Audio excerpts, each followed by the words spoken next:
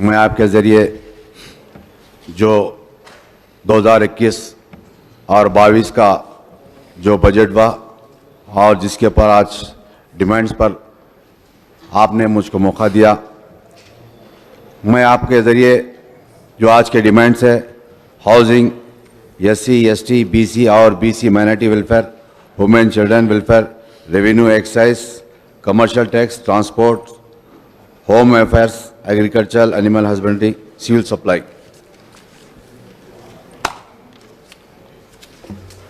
Speaker साहब, ये housing का मामला है। मुझे याद है कि कमज़ोर तबक़ात की रिहाइश के लिए हुकूमत ने 2015 में 2 BHK हाउसिंग स्कीम का ऐलान किया था। 2024 तक 2 फेज़ में रियासत के 572 लाख गरीब ख़ानदानों को पनाह देने का निशाना था। अक्टूबर 2015 में फर्स्ट फेज़ में रियासत के 33 ज़िलों में तकरीबन 272 लाख यूनिट्स को बनाए जाने की कीमत 22,000 करोड़ है।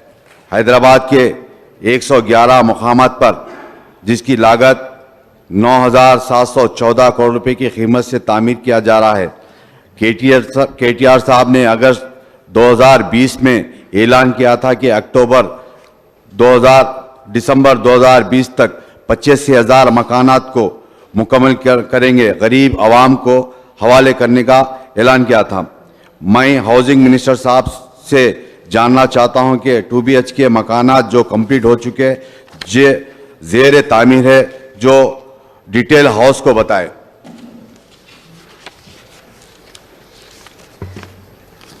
Social welfare. स्पीकर साहब, सोशल शेड्यूल कास्ट को जो ABCD कैटेगरी में नवंबर 2014 में हाउस रेजोल्यूशन पास किया गया। पिछले 7 साल से मरकजी हुकूमत ने इस फैसले को मद्देनज़र रखा हुआ है। मैं आपके ज़रिए मालूम करना चाहता हूँ। ट्राइबल वेलफेयर, मैं हुकूमत से गुजारिश करूँगा कि जो SC एंड ST बैकलॉग जो पोस्ट के लिए एक खुसूसी नोटिफिकेशन निकाल कर जो पोस्ट को जो खाली है उसको फिल करें। BC वेलफेयर, हालिया में BC कमीशन का चेयरमैन और मेंबर्स का टर्म खत्म हो चुका है और न्यू अपॉइंट अब तक नहीं किया गया है। स्पीकर साहब, कल्याण लक्ष्मी शादी मुबारक जो हजारों एप्लीकेशन रेवेन्यू डिपार्टमेंट में है, पिछले 1.5 साल से जो पेंडिंग एप्लीकेशंस है और उन एप्लीकेशंस के लिए जो गरीब आवाम, जो बच्चों के वालिद और वालिदैन वो शख्स के इंतज़ार में हैं। मैं आपके ज़रिए हुकूमत को ये बताना चाहता हूँ कि जल्द से जल्द इन शख्स को फंड रिलीज़ कर शादी मुबारक हो या कल्याण लक्ष्मी के फंड को रिलीज़ कर जल्द से जल्द बहाल करें।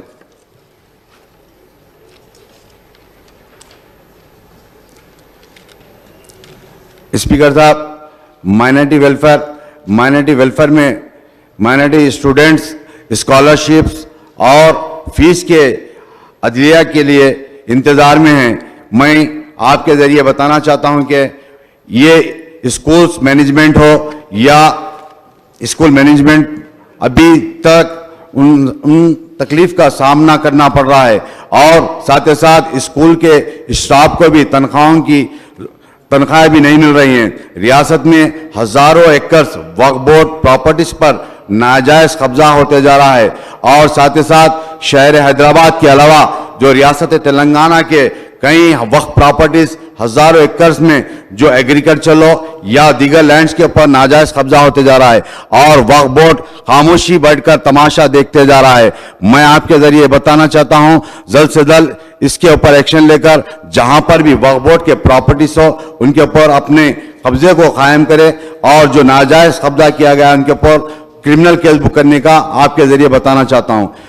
CM साहब ने ऐलान किया था कि माइनॉरिटी स्टडी सर्कल और रेसिडेंट कोचिंग सेंटर्स के लिए स्टार्ट करने के लिए, मगर कामयाबी नहीं हुई। मेरी पार्टी ने हुकूमत तेलंगाना से रिक्वेस्ट किया था कि डिस्ट्रिक्ट में रेसिडेंट स्कूल वक्फ प्रॉपर्टीज में शिफ्ट कर वक्फ प्रॉपर्टीज में तामीर करे, और हुकूमत ने वादा किया था कि हुकूमत ने वादा किया था कि जो गरीब ठेला बंडी और हॉकर्स को जीरो इंटरेस्ट पर लोन देने के लिए अभी तक वो भी वादा पूरा ना हो सका।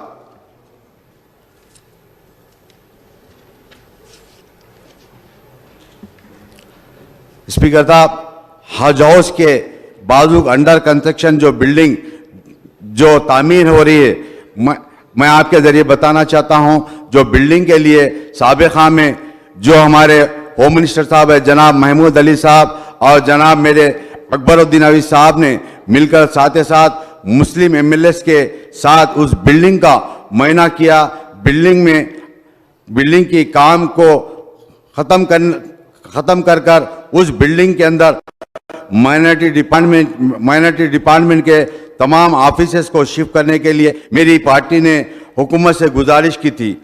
मेरी जमात ने हुकूमत से गुजारिश की थी कि परमानेंट बिल्डिंग बनाकर रेसिडेंट स्कूल्स और वक्फ प्रॉपर्टीज के जहां पर भी तामीर करें, उन नॉमिनल रेंट लेकर वक्फ बोर्ड के इस लैंड के ऊपर जल्द से जल्द जितने भी प्रॉपर्टीज लैंड वक्फ बोर्ड के लैंड से उन माइनॉरिटी बिल्डिंग्स को, उन तमाम स्कूल्स हो या दीगर ऑफिस को, उन तमाम नॉमिनल रेंट लेकर इस बिल्डिंग के अंदर शिफ्ट करने के लिए मेरी जमात की तरफ से गुजारिश किए थे।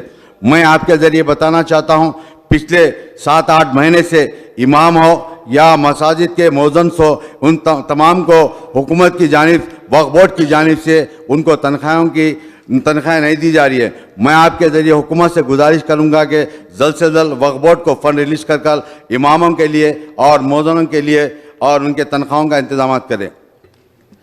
स्पीकर साहब, अनीसुल गुरबा जो मेरी पार्टी के फुल लीडर है जनाब अकबरुद्दीन अवैसी साहब ने हुकूमत से नुमाइंदगी कर PWD ऑफिस के लैंड अनीसुल गुरबा के लिए अलॉट किया गया था, और जिसके बाद 2017 में हमारे CM साहब ने उस बिल्डिंग का संग बुनियाद रखे थे, जिसकी लागत 20 करोड़ की लागत से थी, मगर चंद महीनों से उस बिल्डिंग का काम स्लो चल रहा है। मैं आपके जरिए बताना चाहता हूं माइनॉरिटी मिनिस्टर साहब को उस बिल्डिंग को जल्द से जल्द तामीर कर उस बिल्डिंग के अंदर फिर से अनीसुल गुरबा को शिफ्ट करने के लिए बताना चाहता हूं। मैं आपके जरिए बताना चाहता हूं, CM साहब ने ऐलान किया था, जैसा कि वादा किया था कि जो मजहबी मकामात है, जैसा कि हमारे दरगाहें हैं, जैसा कि जहांगीर पीरों की दरगाह और बड़े पहाड़ की दरगाह, और जिस तरीके से वरंगल में जो दरगाह है जान पाक की दरगाह और निज़ामाबाद की बड़े पहाड़ की दरगाह, हुसैन शाह अली दरगाह, इन दरगाहों को जो आते हैं ज़ायरीन, उनके इंतजामात के लिए वहाँ पर इंतजामात के लिए गुजारिश की थी, मगर वो भी आज तक अधूरा रह चुका है। मैं आपके ज़रिए बताना चाहता हूँ, रेवेन्यू के ताल्लुक से, रेवेन्यू रजिस्ट्रेशन के ताल्लुक से मेरी पार्टी ने नया रेवेन्यू जो एक्ट लाया, उस एक्ट के पूरी सपोर्ट करे। मैं आपके ज़रिए बताना चाहता हूँ कि जो मेरी पार्टी के फ्लोर लीडर जनाब अकबरुद्दीन साहब ने CM साहब से बताया था कि जितने भी नोटराइज डॉक्यूमेंट्स है, उन नोटराइज डॉक्यूमेंट को कम से कम नॉमिनल रेट लेकर इन रजिस्ट्रेशन कराने के लिए मेरी जमात के फ्लोर लीडर ने जनाब अकबरुद्दीन साहब ने गुजारिश करे थे, और साथ ही साथ 58, 59 जो के लिए भी बताए थे। हैदराबाद के अंदर, हैदराबाद हो या सिकंदराबाद हो, जहां पर भी लैंड्स के रजिस्ट्रेशन में बहुत इजाफा हो चुका है, न्यू सब रजिस्ट्रेशन ऑफिस और बनाने की ज़रूरत है।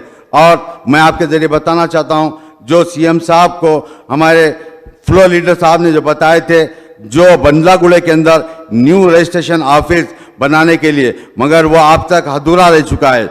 मैं आपके ज़रिए बताना चाहता हूं कि जो कमर्शियल टैक्स है, पेट्रोलियम प्रोडक्ट्स हो या जैसा कि गैस हो या दीगर चीज़ों के लिए वैट कलेक्शन में 98,000.8 का जो करोड़ों की वो होती जा रही है। हालिया में तेलंगाना मिनिस्टर सेंट्रल हुकूमत से बताया गया था कि पेट्रोलियम की कीमत को इजाफा और उसकी इजाफा में कम करने के लिए डिमांड किया गया था। और दूसरी तरफ बीजेपी मिनिस्टर ने और कई लीडर्स ने रियासत के हुकूमत के स्टेट वैट को कम करने के लिए डिमांड किया था।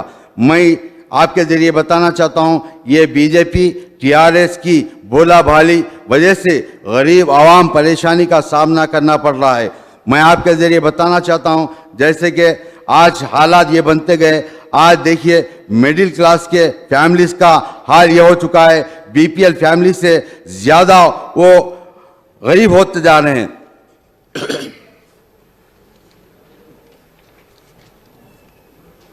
होम डिपार्टमेंट, इस साल बजट में होम डिपार्टमेंट के लिए 6,465 करोड़ रुपए अलॉट किया गया। गवर्नर और हमारे फाइनेंस मिनिस्टर साहब ने बजट में इस स्पीच में बोले थे कि रियासत में लैंड ऑर्डर इफेक्टिव और मेंटेन किया जा रहा है। मैं आपके ज़रिए बताना चाहता हूं,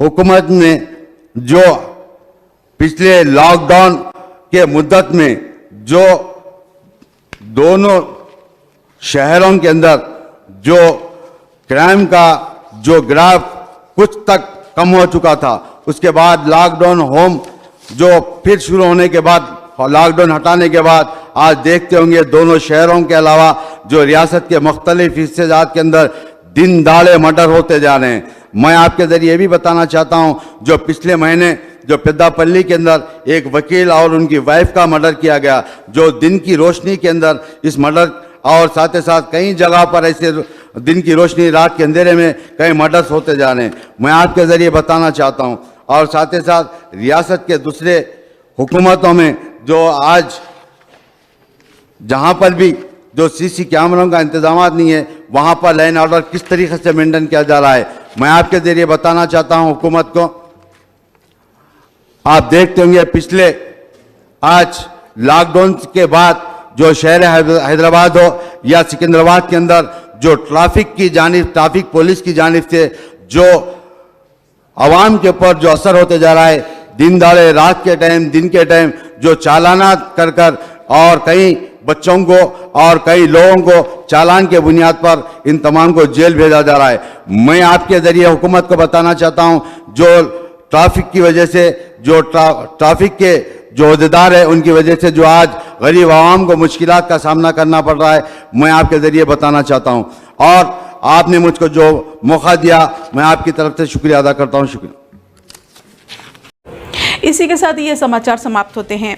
दुआ और उम्मीद यही कि आप जहां कहीं भी हो खैर आफियत से हों, आपकी हर सू खुशगवार हो और हर खुशगवार सू का अंजाम बखैर हो। इन्हीं दुआओं के साथ मुझे और मेरी टीम को दीजिए इजाज़त। देखते रहिए BTS news. Like and subscribe करना ना भूलें। जय हिंद।